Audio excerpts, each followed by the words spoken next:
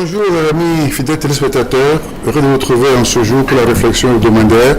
Vous êtes dans votre émission Rencontre et échange.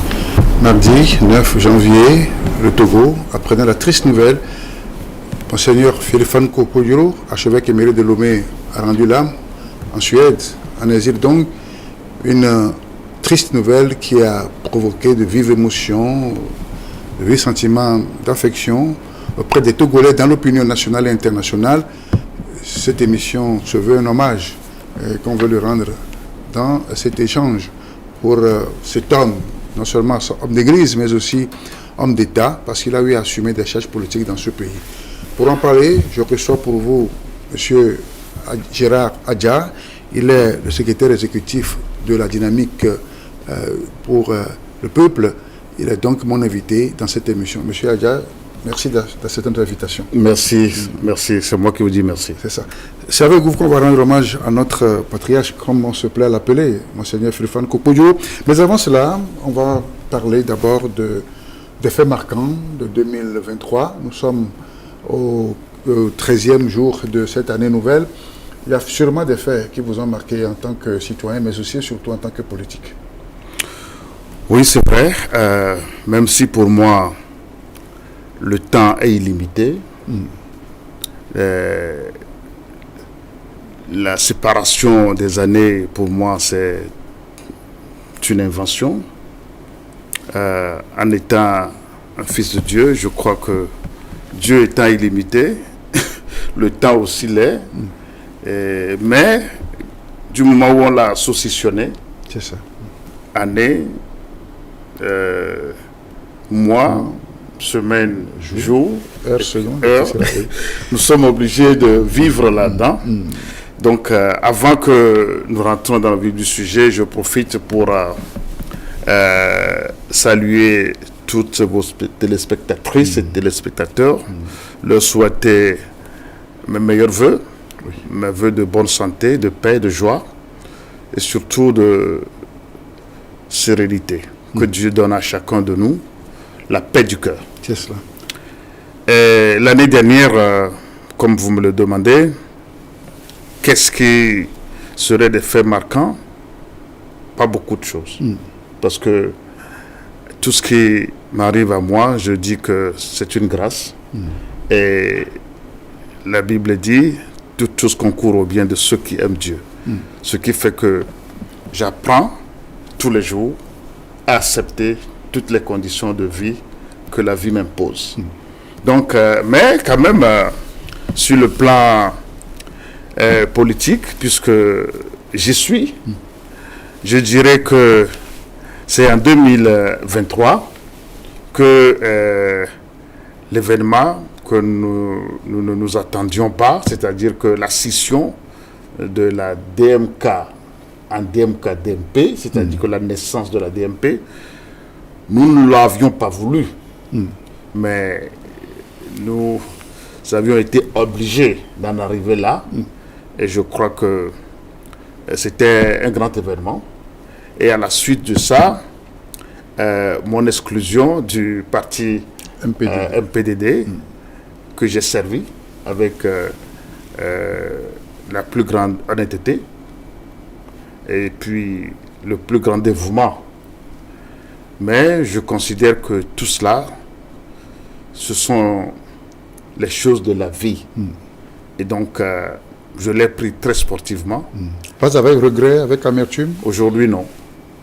Puisque vous avez pris du recul pour réfléchir maintenant? J'ai pris vraiment du recul pour réfléchir et les faits que je redoutais aujourd'hui me donnent raison. C'est un peu regrettable que nous en soyons arrivés là, mais je dirais que tout est grâce. Oui, mais on connaît ces scénarios. Les regroupements se font et se défont. Hein? Oui, en fait, ce n'est pas le fait que les regroupements se font et se défont, ce n'est pas là le problème. C'est-à-dire que nous avions un objectif à atteindre et nous sommes engagés tous dans cette voie.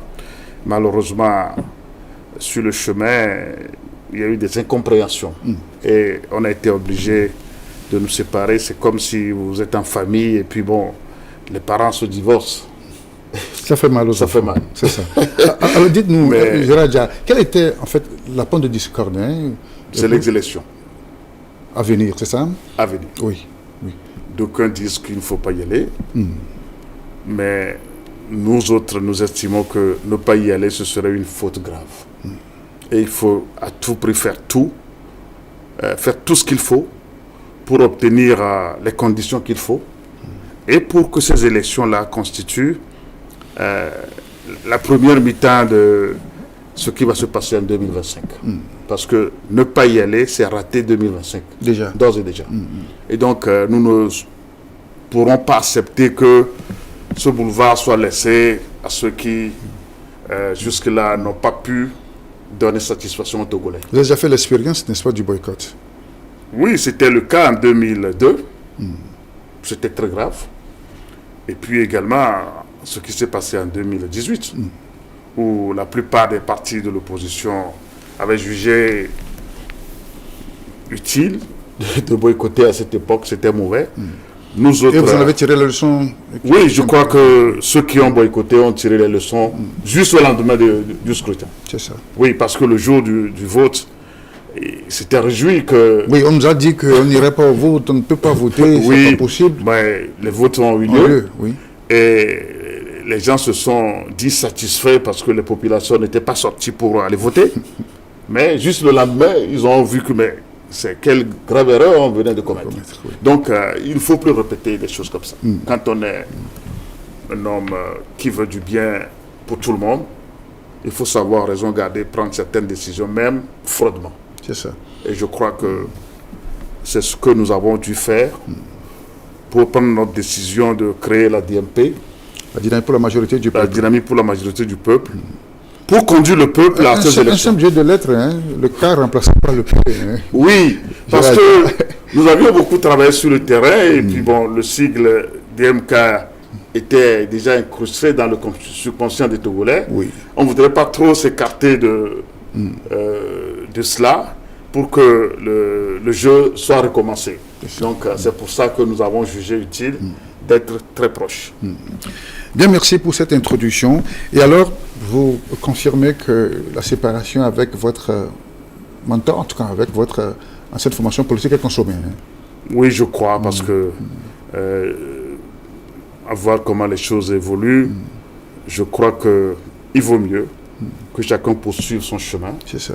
et que si un jour le destin nous appelle de nouveau à nous croiser, nous pouvons toujours essayer de voir ce qui est encore conciliable pour pouvoir travailler dans l'intérêt du peuple togolais. C'est ça l'essentiel. Oui. Et alors, Donc, quelle est votre coloration politique au sein de la DMP? Non, la DMP accueille les partis politiques, Oui, les organisations de la société civile et les personnalités. c'est ça. Donc, je suis dans la DMP en tant que personnalité politique, mais à tout moment, je peux m'affilier à un parti politique pour une raison ou pour une autre. Ou en créer Surtout aussi, pour, ou en créer aussi, pourquoi Oui, pas? ou en créer aussi, pourquoi pas. Parce que, que, bon, au moment de la rupture, beaucoup de gens, et non des moindres, Oui. m'ont proposé de créer ma propre hutte, comme l'aurait dit un certain homme politique togolais. Mais je me suis dit, est-ce que c'est ça la solution? Parce que la multiplication des partis C'est ça. politiques, surtout que certains n'ont pas l'envergure qu'il faut, je ne voudrais pas créer quelque chose qui soit anodin.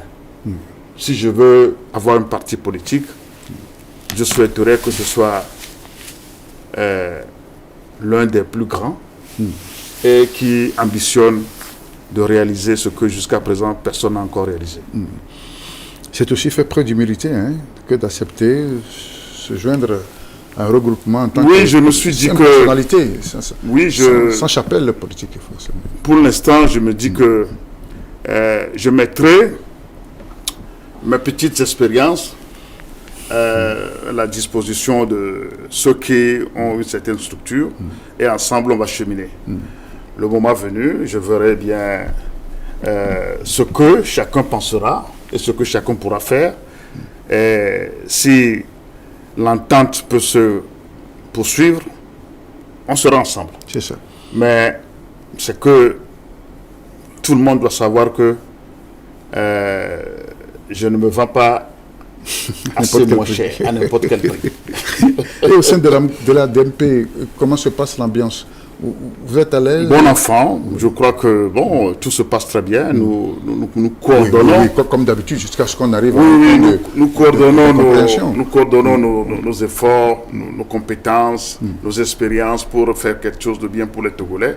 L'objectif que nous poursuivons surtout, c'est de faire quelque chose pour que le Togo s'en sorte. Donc c'est le Togo notre objectif, c'est les Togolais notre objectif. Nous sommes concentrés là-dessus. Mais dans la vie, à certains moments, lorsque les jeux des intérêts rentrent en jeu, l'homme devient autre chose, on ne sait jamais. Mais nous prions Dieu tous les jours de faire en sorte que cette tentation ne puisse pas, ne vienne pas empoisonner le climat que nous vivons aujourd'hui, mais que l'entente puisse prévaloir. Oui, c'est ça. Ok. Et alors, vous devez en avoir un regard sur la vie politique togolaise, de par votre expérience, tout ce que vous avez pu vivre au sein des formations politiques. Oui, un peu. Oui. Moi aussi, j'ai quand même une lecture assez large, approfondie de ce qui se passe, parce que il y a longtemps quand même que j'observe la vie politique togolaise. Je vis, je pratique, je suis dans les cercles des discussions et je crois que beaucoup de Togolais doivent comprendre aujourd'hui que en matière politique, moi aussi j'ai un peu d'étoffe et j'ai des choses à apporter pour que le Togo avance mieux. C'est ça. Oui. Merci Gérard Dia. Je rappelle que vous êtes le secrétaire exécutif de la DMP, la dynamique pour la majorité du peuple. Nous voulons parler avec vous justement de ce triste événement survenu mardi dernier, la mort de Monseigneur Philippe Fanko Poyoro, archevêque émérite de Lomé, soutien inconditionnel d'Agbeome Kodjo lors de la présidentielle de 2020, qui vit en asile et qui malheureusement est mort en terre étrangère. Je vais vous proposer cet élément, souvenir de ces années où il présidait la conférence nationale dans les années 90. Élément. En 1789, le célèbre orateur révolutionnaire Mirabeau a déclaré au cours d'une réunion des États généraux, je cite, « Nous sommes réunis ici par la volonté du peuple. Nous n'en sortirons que par la force de la baïonnette. »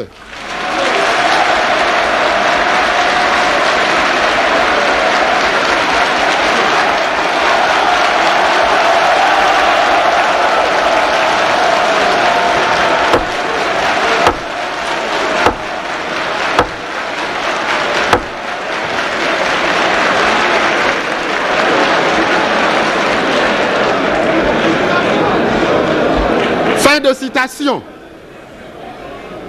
Mais nous savons tous, hélas, les tristes suites de la Révolution française, les crimes, la délation, les assassinats, les pendaisons, les bûchers, la guillotine, et j'en passe. Quant à nous, depuis une semaine, nous nous sommes réunis par la volonté conjointe du chef de l'État et du peuple togolais. Ce peuple togolais, dont beaucoup de fils, du nord au sud, de l'est à l'ouest, se trouvent mobilisés en groupe de prière et ont les yeux fixés en direct sur nous. Ils attendent que de cette importante conférence nationale, le Togo naisse à la vraie démocratie, et ce, dans la vérité, la tolérance, le grand pardon, l'amour et la paix. La paix est l'œuvre et le fruit de la justice. Notre Togo, terre de nos aïeux, Togo, réduit à une superficie de 56 000 km², avec une population d'un peu plus de 3 millions d'habitants, a besoin fondamentalement de la paix pour se construire et se développer d'une manière originale et certaine. Les frères de la famille togolaise ont, ces jours-ci, des choses à se dire pour se pardonner, pour se tolérer.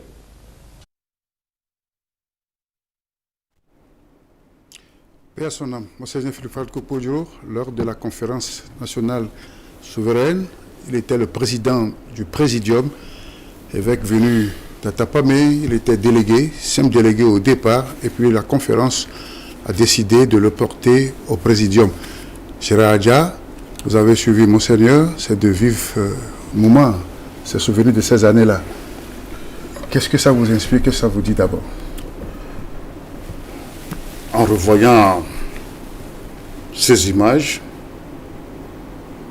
on ne peut qu'être frappé de grandes émotions. Parce que je l'ai connu un peu plus tôt, avant la conférence nationale, mais au cours de la conférence, nous avons découvert quel genre de personnage il est. Et au fil du temps, nous avons découvert que c'est un grand prophète, un grand homme d'État qui a porté la croix pour que ce pays aille plus loin. Nous étions, comme le disait, à 3 millions d'habitants À l'époque, à cette époque. Aujourd'hui, Nous sommes à un peu plus de 8 millions.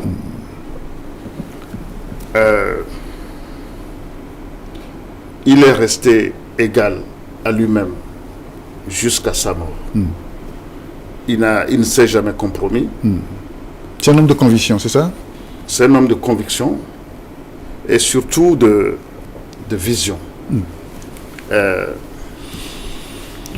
C'est terrible de voir qu'il est mort dans ces conditions. C'est très difficile à supporter. Quel souvenir vous gardez de lui? Qu'est-ce qui vous a marqué? Vous l'avez cohabité, vous l'avez dit que vous le connaissez avant la conférence, après vous avez fait au sein de la DMK, oui. J'ai fait un mouvement catholique qu'on appelle la jeunesse étudiante chrétienne, Oui. catholique. Je l'ai fait sur les bancs au lycée, La GEC. la GEC, et puis ensuite à l'université. Et puis aussi après, nous avons créé le réseau des anciens gestistes d'Afrique, RAJA, et nous étions très proches de Monseigneur Podjo, et puis de plusieurs autres évêques d'ailleurs. Et nous avons vu que Monseigneur Podjo, c'est un homme très engagé pour le bien-être, la justice, mais la tolérance, surtout. Il parle surtout de ça. Soyez tolérants. Il a dit dans son mot introductif, oui. Et un homme de cette acabit ne peut qu'être un envoyé de Dieu. Il a pris la charge sacerdotale qu'il a exercée. Il s'est glissé de temps à autre en politique jusqu'en 2020 où il s'est engagé résolument aux côtés du président Abdoulaye Kodjo. Et nous avons vu sa capacité de résister à tous les coups. L'homme est solide moralement, physiquement et puis intellectuellement. C'est ça. Spirituellement aussi? Spirituellement. C'est un homme de Dieu. C'est un homme de Dieu. Et puis, je l'ai dit tantôt que c'est un grand prophète pour le Togo. Malheureusement, nous les Togolais, nous ne l'avions pas compris très tôt. Mais je suis sûr que suite à son décès là, beaucoup de gens reviendront sur ses déclarations, ses propos, pour comprendre. Qui circule un peu partout, qui circule un peu partout. Oui, il y a beaucoup d'extraits. Et je crois que des gens comprendront finalement ce qu'il veut pour ce pays. C'est difficile de voir qu'il est mort dans ces conditions. C'est ça qui me fait mal. C'est ça qui... On en reparlera. Oui, ça me rend amer ça. de constater qu'on n'a pas su éviter ça. On aurait dû éviter qu'il soit mort en exil. Et c'est ça ma colère. C'est ça notre colère aussi à la DMP. Ce n'est pas normal parce que cet homme ne mérite pas ça. Mais, comme je le disais, les prophètes ont un destin. Et qui nous dit que ce n'est pas ça aussi la volonté de Dieu.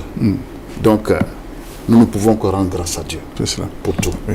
Gérard, avec du recul, pensez-vous que Monseigneur avait bien fait de soutenir votre candidat en 2020, vous parlez de son engagement, de cet engagement, de cette descente carrément dans l'arène politique, oubliant avant tout qu'il était un religieux? Bon, je crois que le choix qu'il a porté sur notre candidat n'est pas le mauvais. N'est pas le mauvais. Parce que à la suite de... Puisqu'il a carrément pris parti au détriment d'autres candidats. Oui, il a carrément pris parti. Oui. À supposer même qu'il y ait eu certains jeux derrière cette prise de position, je crois que le choix n'était pas le mauvais. Parce que à la suite de cette élection, tout ce qui a suivi, je ne vois pas aucun autre homme politique au Togo qui puisse supporter ça. Parce que ce qui est arrivé à Bayomé, sa famille, et puis tout ce qui s'en est suivi, y compris le prélat lui-même. Y compris lui-même, tout ce qui lui est arrivé, d'autres auraient depuis capitulé et se rendre. Mais ce n'est pas le cas du président Bayomé. Il a tenu bon, il a résisté, il a tout fait pour que ce soit l'intérêt du Togo qui soit préservé. Et je sais aussi que c'est parce qu'il avait à ses côtés Monseigneur Podjoro, qui était quand même un bouclier pour lui. Et il ne pouvait pas faire autrement parce que le prélat est là, imperturbable. Et puis, on ne peut pas lui échapper. Donc, quelqu'un qui peut subir ça, je pense que c'est Bayomé. Ce qu'on lui reproche, c'est qu'il aurait pu rester dans sa neutralité d'homme d'église. On lui reproche que c'est encore lui qui a divisé l'opposition, qui a creusé justement cette incompréhension qui essaie déjà entre les leaders de l'opposition. Je ne crois pas que ce soit vrai, cette façon de voir les choses. Monseigneur Podjoro n'est pas sûrement celui qui a créé la division. Il a voulu rassembler. Il a tout fait pour rassembler. Ce qu'il n'a pas pu faire. Il n'a pas pu le faire parce que les gens n'ont pas voulu qu'il le fasse. Il était question de dégager... Parce qu'il n'était pas dans l'intérêt de certaines personnes de suivre ce qu'il voulait.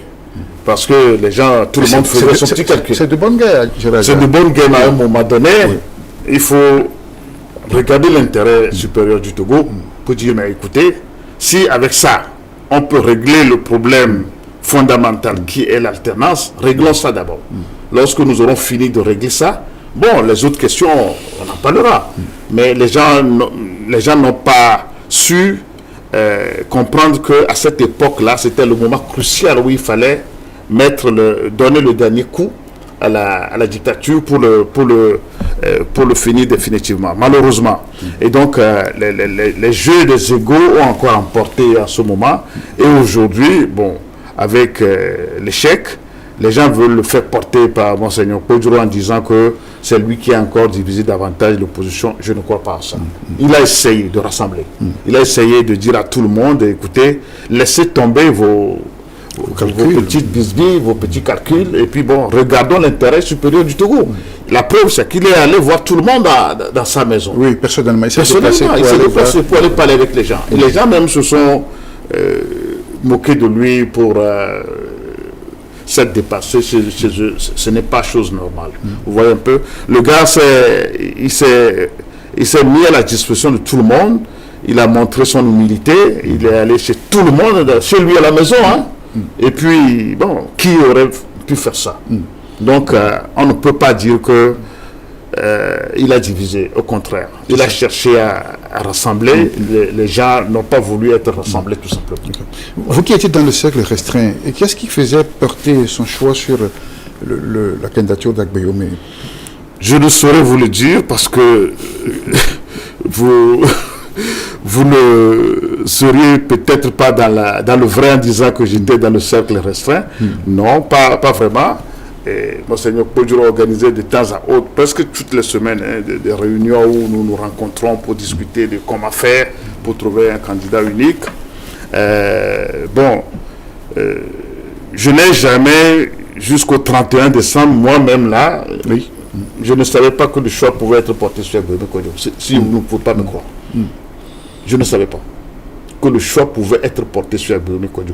C'est un peu vers le 3 jours avant qu'il y a eu des rumeurs qui disaient que probablement que ce serait Agbeyomi Kodjo, et quand certains parmi nous, quand je dis nous, les hommes politiques qui se réunissaient à l'époque, parce qu'on faisait beaucoup de réunions pour essayer de travailler déjà sur les conditions de la sécurisation des votes, etc.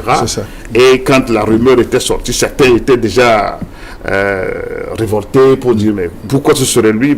Alors je me suis dit... Il y avait d'autres personnalités qui étaient pressenties quand même.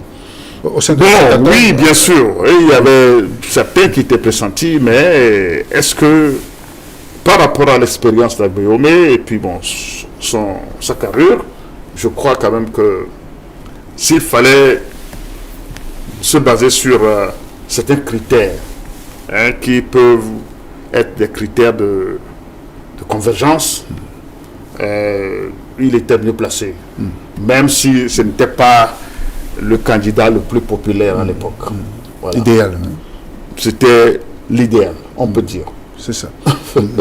Oui, malheureusement, comme vous le dites, ce n'était pas compris de tous les Togolais. Oui, c'était pas compris. Et surtout des acteurs politiques. Oui, malheureusement, cet esprit continue et les gens croient que si ce n'est pas moi, ça ne serait pas l'autre, alors que nous ne sommes pas à ce niveau. On peut véritablement faire des compétitions politiques en bonne et due forme lorsque nous serions en démocratie. Nous n'y sommes pas encore. Nous sommes en train de combattre encore la dictature et chacun doit savoir que il faut que j'abandonne quelque chose, il faut que je sacrifie quelque chose pour que l'intérêt commun soit atteint. Et si tout le monde veut garder ses privilèges ou bien sa façon de comprendre, de voir les choses, bon, personne n'accepterait de laisser la place pour que l'autre passe d'abord. Parce que dans un match de football, lorsque c'est corsé, tout le monde peut marquer. L'essentiel est que qu'on sache passer la balle pour que quelqu'un marque et que l'équipe gagne. Alors, qui peut faire gagner l'équipe? Bon, celui qui serait plus proche du but, à qui on passerait le ballon. Donc, je crois que malheureusement, nous n'avons pas compris jusqu'à présent, mais j'espère que, vu les expériences douloureuses que nous traversons jusqu'ici, bon, chacun comprendra qu'il faut nécessairement, à un moment donné, des sacrifices pour que le Togo soit délivré. C'est ça. Vous parlez tout à l'heure des conditions dans lesquelles le prélat est mort en exil. Et on a vu toutes ces images devenues virales, d'un évêque dans la neige, exposé aux intempéries et tout cela. Alors, j'ai envie de vous demander, qui a organisé tout ça et dans quel intérêt? Je ne peux vous répondre de manière exacte, puisque moi-même, je ne sais pas qui a organisé tout ça. Je sais que celui qui est à côté de lui, c'est son assistant personnel, oui, qui l'aide dans sa vie de tous les jours. C'est lui qui a accès à lui, puisqu'à un moment donné, même les anciennes personnalités ou bien les personnalités qui avaient la possibilité de lui parler bien avant, à un moment donné, ne pouvaient plus avoir accès à Monseigneur. Et puisque je ne sais pas si c'est lui-même qui l'a demandé ainsi ou si c'est son assistant personnel qui a pris une telle décision, mais il était devenu inaccessible. Même à plusieurs personnalités de l'Église. C'était difficile d'avoir accès à Monseigneur. C'est frère dans l'épiscopat. C'est frère dans l'épiscopat. C'est difficile d'avoir accès à lui. Donc, je ne peux pas dire exactement qui organise ça et dans quelle intention. Mais c'était malsain et malveillant. Et puis, bon, ça n'honore personne. C'est un peu déshonorant pour lui-même. Et puis, bon, pour nous aussi, hein, parce que ces images n'ont pas honoré ni le Togo, ni la famille religieuse, ni personne. Hein. Oui, voilà. Donc, c'était un peu déplorable. Est-ce qu'il était obligé, s'il se sentait menacé, est-ce qu'il était obligé de quitter le pays? Est-ce que c'est un exil volontaire ou bien c'est les circonstances qui ont fait que... Là, il y a un problème. Oui. Et je pense que... Parce qu'on a entendu les autorités dire que M. Neko n'a jamais été inquiété.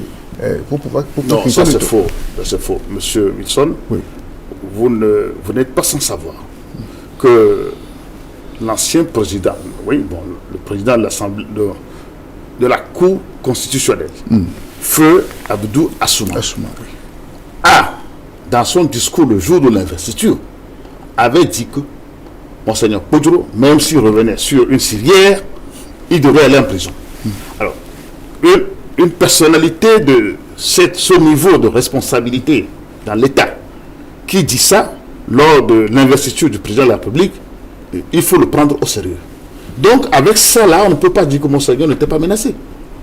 Il faut que nous soyons clairs. Hein, avec ce qu'il a dit là, le jour de l'investiture du chef de l'État, devant les caméras du monde, il faut comprendre que Monseigneur était menacé. Et puis également, juste après les élections, vous avez vu des images circuler, des gens du parti uni sont allés manifester autour de son domicile pour l'humilier. Et tout ça, bon, je ne sais pas s'il a reçu des coups de fil ou bien d'autres manifestations qui l'ont effrayé, mais les deux éléments-là indiquent que Monseigneur était bel et bien menacé. Il a dû donc quitter le pays.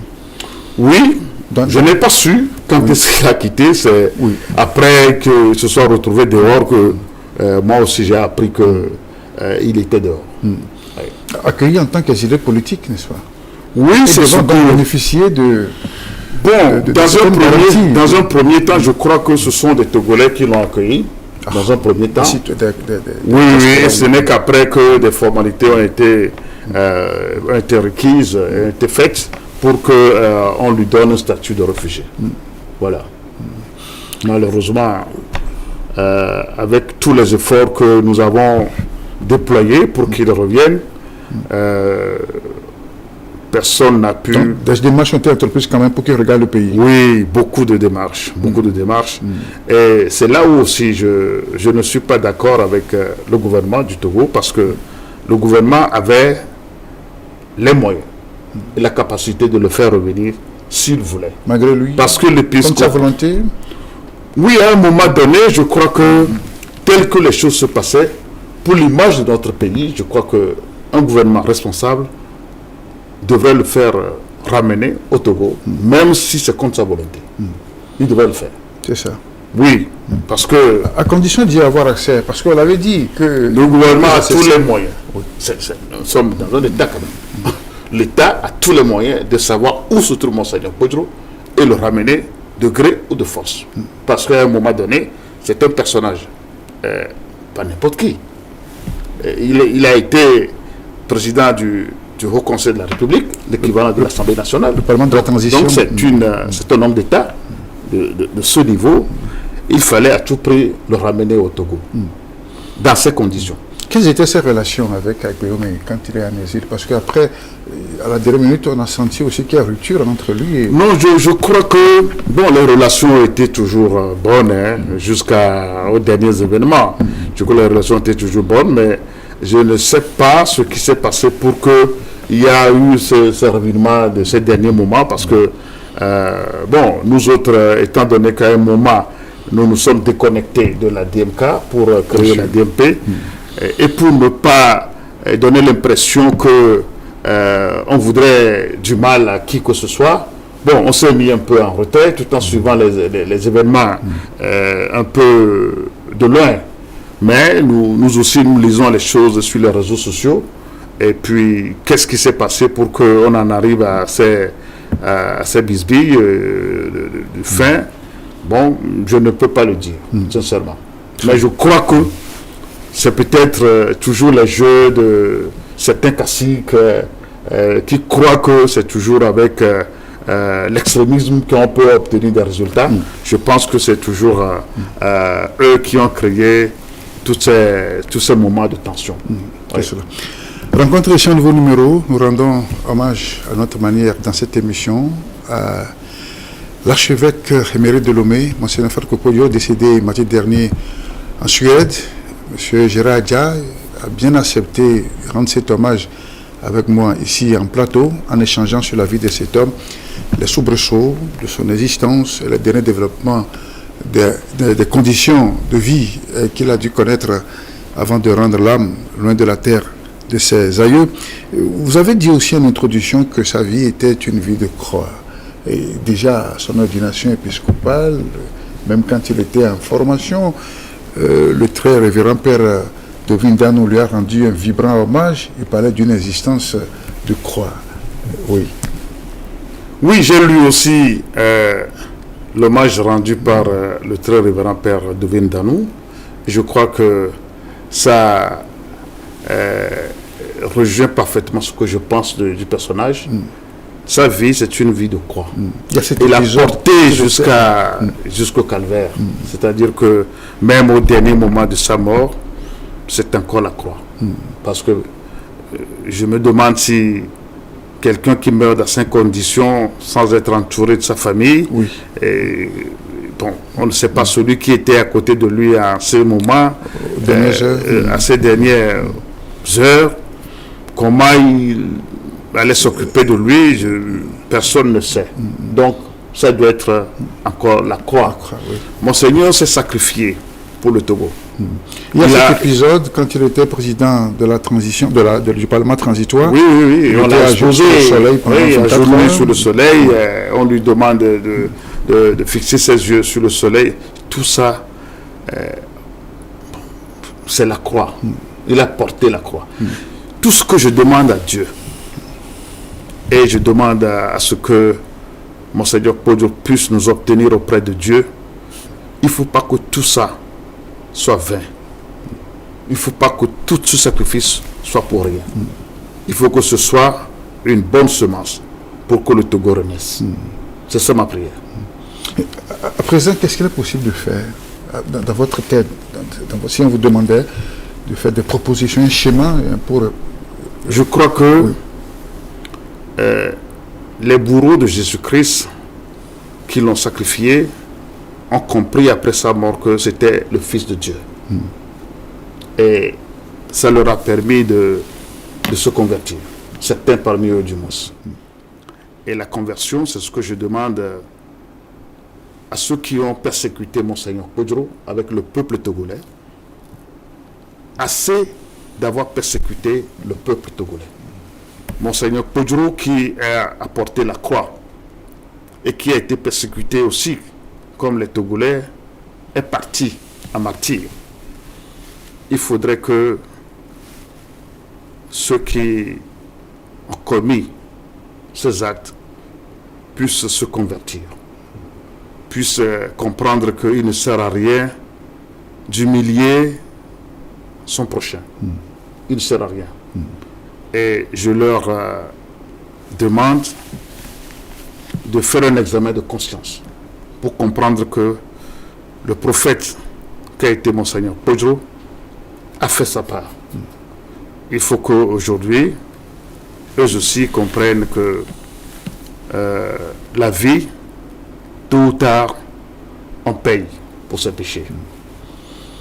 Quel héritage, finalement, il vous laisse, vous autres, n'est-ce pas, qui s'inscrivent. L'héritage qu'on peut hériter, enfin, si je peux me répéter, qu'on peut attendre de Monseigneur Podjo, c'est le courage, la détermination et surtout l'esprit de tolérance. L'esprit de tolérance et puis l'engagement pour le Togo et puis l'amour qu'il a montré à tous les Togolais et pour son pays le Togo. Je crois que nous devons absolument travailler sur ces valeurs et faire en sorte que nous tous nous retrouvions en tant que frères et sœurs et Togolais après tout et avant tout pour que ce pays nous puissions le transformer à l'image qu'il voulait que le Togo ait avant de partir de cette manière. Et qui en sont les héritiers? Moi, je me réjouirais d'être parmi les héritiers de Monseigneur Podjo. Je me réjouirais. Et je ferai l'effort de mon côté. C'est ça. Pour essayer d'endosser ces valeurs-là, de porter ces valeurs. Et je prierai tout le monde, tous les autres acteurs politiques, vous aussi, et tous les Togolais à comprendre que nous sommes des frères et des sœurs. Nous voulons que ce pays aille de l'avant, nous sommes obligés de nous entendre, nous sommes obligés de nous considérer, croire que chacun a une valeur à donner, que chacun a quelque chose à donner pour ce pays. Et ne pas chercher à diriger les uns contre les autres. On ne gouverne pas un pays les uns contre les autres. C'est ce que nous avons fait jusqu'à présent. Arrêtons ça. C'est important. Oui. Quels obsèques vous souhaiteriez pour Monseigneur Podjo? Tout d'abord, nous souhaiterions que sa famille biologique, sa famille religieuse, et puis l'État togolais puissent s'entendre pour rapatrier le corps dans la dignité. Et que des hommages officiels puissent être organisés en son honneur pour que, même s'il a vécu la croix, un martyr, qu'après lui, on puisse l'embaumer et lui trouver le sépulcre digne de lui, comme ce qu'on a fait à Jésus-Christ. Pour que ce qui va advenir après soit dans l'avantage du peuple togolais. C'est ça. Un décès qui intervient en pleine année électorale, nous avons 2 échéances, et tout va bien. Pour cette année 2024, les législatives et les régionales. Oui. Et alors, qu'est-ce que ça représente pour vous, ce décès? Quel symbole, quel signal dans cette année électorale? Ou bien, quelles leçons en tirer, ou il faut faire comme si de rien n'était, continuer à faire la politique comme d'ordinaire? Ce qui m'a frappé, moi, personnellement, c'est que c'est pour les élections-là que il y a eu la division. Il y a eu la division avec Monseigneur Podjo. C'est pour ces élections.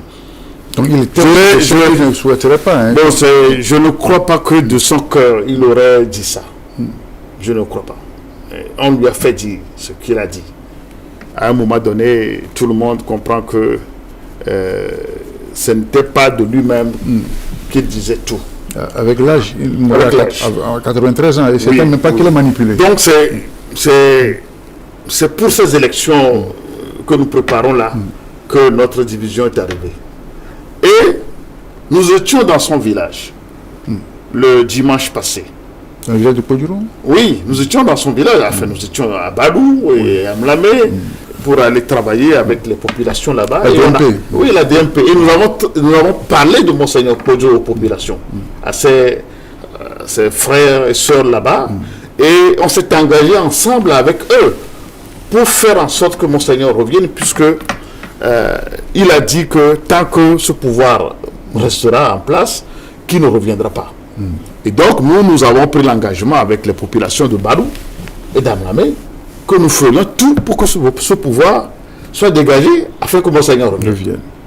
Bon, malheureusement, il est parti plus tôt. Ça ne s'est pas compliqué. Ça ne s'est pas accompli, mais bon, pour l'instant, nous disons qu'il nous a dévancé, il ne pourra plus voir la terre de nos aïeux avant de partir. Il est parti malheureusement comme ça. Ça nous fait très mal. Mais ces élections doivent être un moment de lui témoigner notre reconnaissance. Donc je demanderai au peuple togolais pour la reconnaissance à tout ce que Monseigneur a fait pour le Togo et le fait qu'il soit parti dans ces conditions, que nous prouvions par les élections prochaines que nous sommes engagés sur son chemin, nous sommes engagés dans la bataille pour libérer le Togo comme il a voulu. Nous devons libérer le Togo comme il a voulu. Sauf que tout le monde n'est pas d'accord sur ces élections. Certains pensent qu'il faut encore les repousser à 2025. J'ai entendu des partis politiques dans les médias parler de report, ou encore une occasion de rediscuter encore, n'est-ce pas, des conditions, de trouver les meilleures conditions pour un heureux aboutissement de ces scrutins. Je pense que ce sont de mauvaises idées de dire que... Le report? Oui, de report en 2025. Bon. Faire tout en même temps, les trois, pourquoi pas? Oui, nous n'avons jamais essayé ça. Ce serait, ce serait une expérience qu'on pourrait éventuellement faire, pourquoi pas. Ce serait aussi une manière de faire des économies, parce que organiser des élections chaque année, ça coûte cher, et puis bon, ça ralentit la vie économique. Tout ça là, nous sommes parfaitement d'accord là-dessus. Mais le moment là où nous sommes déjà dans un vide, parce que l'actuelle Assemblée nationale a perdu sa légalité, sa légitimité. Depuis le 31 décembre. Oui. Depuis le 31 décembre. Et donc aujourd'hui, nous n'avons plus de gouvernement qui soit un gouvernement légal, parce que le gouvernement tire sa légitimité de l'Assemblée. Et à partir du moment où l'Assemblée a perdu la majorité, enfin, le parti qui avait la majorité a perdu sa majorité, le gouvernement doit également perdre sa légitimité et sa légalité. Donc, ce moment-là, nous devons plutôt chercher à obtenir un compromis avec l'actuel gouvernement pour que, ensemble, nous conduisions le processus électoral. Donc, dire qu'il faut repousser les élections en 2025, qui va gouverner et comment cette gouvernance sera jusqu'en 2025. Déjà, les gens avaient une certaine légalité. Ils font mal. Et leur laisser maintenant la chance de continuer alors qu'ils n'ont plus rien de légal. Je crois qu'en tant que responsable politique, nous disons non. Il faut, dès maintenant, convoquer une assise. Et la seule institution encore capable de pouvoir faire, c'est le chef de l'État. Il n'a qu'à convoquer une assise pour que les le CPC. Oui, le CPC ne peut plus régler ce problème. Et le CPC n'a d'ailleurs jamais réglé un problème parce qu'ils ont plutôt compliqué la tâche. Donc, nous ne sommes pas d'accord avec ce cadre. Nous estimons que c'est le moment que le chef de l'État prenne ses responsabilités et qu'il convoque une assise générale, pour que nous puissions discuter des problèmes de fond en comble et que nous trouvions un compromis politique pour aller aux prochaines élections. Nous devons, il a indiqué à la fin du premier trimestre, qu'il tienne à ce calendrier. C'est ça. Qu'il tienne à ce calendrier, que nous pouvons mettre en place une nouvelle assemblée et dégager un nouveau gouvernement. C'est important. Bien, merci. Ce débat tire à sa fin. J'ai une question, peut-être que ça ne vous intéresse pas. Que dites-vous du retour de Bodiona en politique, enfin, auprès du chef de l'État? On a appris cette semaine qu'il est devenu conseiller auprès du président, chargé des affaires politiques. Un mot là-dessus? Bon, personnellement, je dis que c'est le moindre mal. Le retour de Bodiona auprès du Faure Gnassingbé. Bon, si lui-même pense que c'est la meilleure solution pour lui, parce que je ne crois pas qu'il a fait dans l'intérêt du peuple togolais, puisqu'il avait dit lui-même qu'il avait commis des péchés contre le peuple et qu'il demandait pardon. Et aujourd'hui, celui qui l'avait mis en prison, il retourne à ses côtés. Bon, peut-être qu'il s'agit des affaires politiques. Oui, c'est des affaires politiques. C'est porteur de sens. C'est important. Et puis, ça doit vouloir dire quelque chose. Mais, bon, je connais bien le monsieur. Nous sommes tous des acteurs politiques. On s'observe. Et puis bon, on attend de voir s'il va aider le chef de l'État à comprendre que le chemin sur lequel il va tout droit dans le mur, et il vaut mieux qu'il fasse marche arrière et que nous travaillons autrement dans l'intérêt du Togo. Parce que le chef de l'État doit mettre de l'eau dans son vin. Et si M. Pascal Bodiona peut l'aider à comprendre que c'est le moment de mettre de l'eau dans son vin, je crois que ce serait une bonne chose. Gérard Dia, merci. Cet échange tire à sa fin. Un dernier mot, que dire que ce soit aussi bien en souvenir à Monseigneur Podjoro sur l'ensemble général des questions qu'on a discutées. Votre dernier mot. Je voudrais tout simplement saluer une fois encore la mémoire de Monseigneur Podjoro. C'est un homme qui a aimé le Togo, que nous aimons aussi. Malheureusement, il est parti sans avoir obtenu ce qu'il voulait pour le Togo. Je voudrais demander à Dieu de l'accueillir dans sa paix, dans sa lumière éternelle, mais que Dieu nous aide, nous qui sommes derrière, qu'il a laissé, de nous donner la force, l'énergie, la sagesse et puis l'intelligence nécessaire pour que nous puissions terminer l'œuvre que mon Seigneur a commencée. Et pour ça, j'invite tous les acteurs politiques à déposer leurs armes de division, leurs esprits de division pour qu'ensemble, nous travaillions dans l'intérêt du peuple togolais et honorer la mémoire de notre patriarche. Bien, merci. Paix à l'âme. Que son âme repose en paix. C'est ça. C'est le mot que l'on peut dire, que l'âme de M. Podjoro repose en paix et que, à travers cette disparition, les acteurs politiques se retrouvent pour un mieux-être sur la terre de nos aïeux, pour plus implanter le vivre ensemble sur la terre de nos aïeux. Nous en avons besoin. Monsieur Gérard Dia, je vous remercie pour votre disponibilité, pour ce temps passé en studio. C'est moi qui vous dis merci. Merci à vous également, chers téléspectateurs, d'avoir suivi ces échanges. C'est la fin de ce numéro de rencontre-échange. Il était question de rendre hommage à Monseigneur Podjoro, qui a rendu l'âme le mardi 9 janvier de cette année. Merci à vous et à la semaine prochaine pour d'autres réflexions. Au revoir et à très bientôt. Merci. J'espère que...